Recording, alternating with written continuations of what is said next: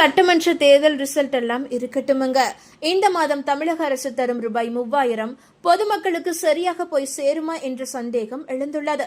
ஆட்சி மாறினால் இதில் சிக்கல் இருக்குமா என்று கேள்விகள் எழுப்பப்பட்டு உள்ளன. அதாவது இந்த கேள்விக்கான விடையை இப்போது இந்த ஒரு வீடியோவில் தெளிவாக பார்க்கலாம். வாருங்கள். வெல்கம் டு கிட்டி இன்ஃபோ. அனைவருக்கும் மனமார்ந்த வணக்கங்கள். தமிழக அரசின் பல்வேறு நலத்திட்டங்களுக்கான மே மாதத்திற்கான உதவித்தொகை அடுத்த வாரம் முதல் வழங்கப்படும் என்று எதிர்பார்ப்பு உள்ளது. மகளிர் உரிமை தொகை மற்றும் மற்ற 2 மிக முக்கியமான திட்டங்களுக்கான தொகை வழங்கப்படும். ஆனால் ஆட்சி மாற்றம் ஏற்பட்டால் இந்த தொகை வருமா என்ற கேள்வி உள்ளது. மகளிர் உரிமை தொகை, புதுமை பெண், தமிழ் புதல்வன் திட்டங்களின் கீழ் தமிழக திமுக அரசு இப்போது மாதம் ரூபாய் 3000 வழங்கி வருகிறது. ஆனால் ஆட்சி மாற்றம் ஒருவேளை ஏற்பட்டால் அதிமுக அல்லது தாவேக இந்த தொகை வழங்குவதை தொடங்குமா என்ற கேள்வி எழுந்துள்ளது. தமிழகத்தில் செயல்படுத்தப்படும் 3 முக்கிய திட்டங்களின் மூலம் பயனாளர்கள் மாதந்தோறும் ரூபாய் 3000 வரை தங்களுடைய வங்கி கணக்கில் நேரடியாக பெறுவது வழக்கம்தான். ஒவ்வொரு மாதமும் முதல் 2 வாரங்களுக்குள் இந்த தொகை விடுவிக்கப்படும். மே மாதத்திற்கான தொகை அடுத்த வாரத்தில் இருந்து விடுவிக்கப்பட உள்ளது.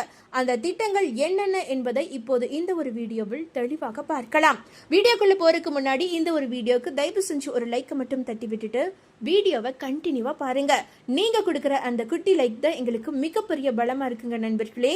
மறக்காம தயவு செஞ்சு ஒரு லைக் மட்டும் தட்டி விட்டுருங்க.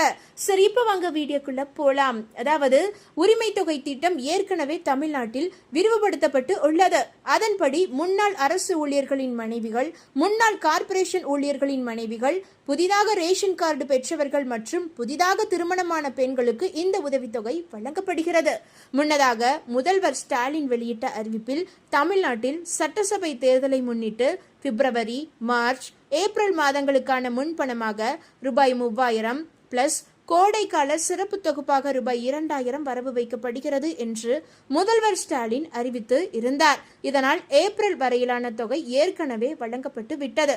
மே மாதத்திற்கான தொகை அடுத்த 10 to 15 நாட்களில் வழங்கப்படும். சுமார் 1.31 கோடி பெண்கள் இந்த ஒரு திட்டத்தின் கீழ் பணம் பெற்று வந்தனர். புதிதாக திருமணமானவர்கள் மற்றும் புதிய ரேஷன் அட்டைதாரர்கள் ஆகியோரும் புதிதாக இந்த திட்டத்தில் இணைந்து உள்ளனர். மேலும் மற்ற 2 திட்டங்களின் கீழ் ரூபாய் 2000 பல்வேறு பயனாளிகளுக்கு வழங்கப்பட்டு வருகிறது. அதாவது மூவலூர் ராமாமிர்தம் அம்மையார் நினைவு திருமண நிதி உதவி திட்டம் மாற்றி அமைக்கப்பட்டு மூவலூர் ராமாமிர்தம் அம்மையார் உயர்கல்வி உறுதி திட்டம் என்ற பெயரில் செயல்படுத்தப்படுகிறது. இந்த திட்டத்தின் கீழ் அரசு பள்ளிகளில் 6ஆம் வகுப்பு முதல் 12ஆம் வகுப்பு வரை பயின்ற மாணவிகளுக்கு மாதந்தோறும் ரூபாய் 1000 உதவித்தொகையாக வழங்கப்பட்டு வருகிறது. பயனாளிகளின் இளங்கலை படிப்பு படிக்கும் வரை இந்த தொகை தொடர்ந்து வழங்கப்படும் என்றும் அறிவிக்கப்பட்டு உள்ளது. மாணவிகள் எங்கும் இதற்காக அலைய வேண்டியது கிடையாது. அவர்களின் வங்கி கணக்குகளில் நேரடியாக இந்த தொகை செலுத்தப்படும். இந்த திட்டத்திற்கு புதுமை பெண் திட்டம் என்று பெயரிடப்பட்டு உள்ளது. இந்த திட்டம் தொடங்கி ஓராண்டு நிறைவடைந்து உள்ளது. அதே போல மாணவர்களுக்கும் ரூபாய் 1000 வழங்கும் தமிழ் புதல்வன் திட்டமும் தமிழ்நாட்டில் செயல்பாட்டில் உள்ளது. இந்த திட்டத்தின் அடுத்த தவணை இந்த மாதம் வழங்கப்படும் என்று எதிர்பார்க்கப்படுகிறது.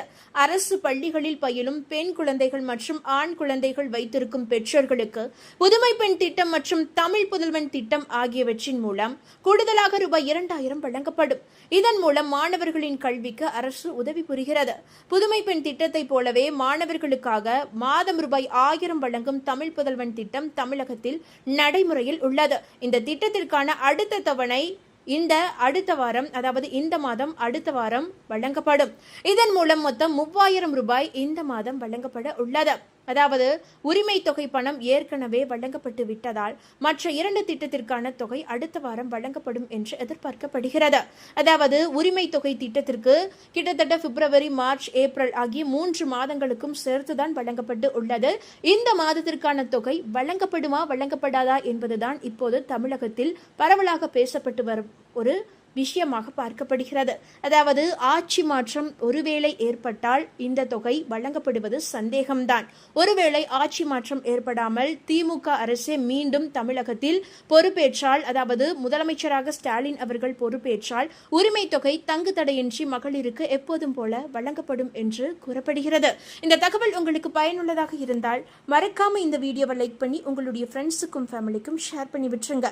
இது போன்ற பயனுள்ள அப்டேட்டுகளை உடனுக்குடன் குயிக் அப்டேட்டுகளாக தெரிந்து கொள்ள மறக்காம நம்மளுடைய இந்த குட்டி இன்ஃபோ சேனலை சப்ஸ்கிரைப் பண்ணி பக்கத்தில் இருக்க மினி பெல் ஐக்கானை கிளிக் பண்ணி வச்சுக்கோங்க. நன்றி நண்பர்களே.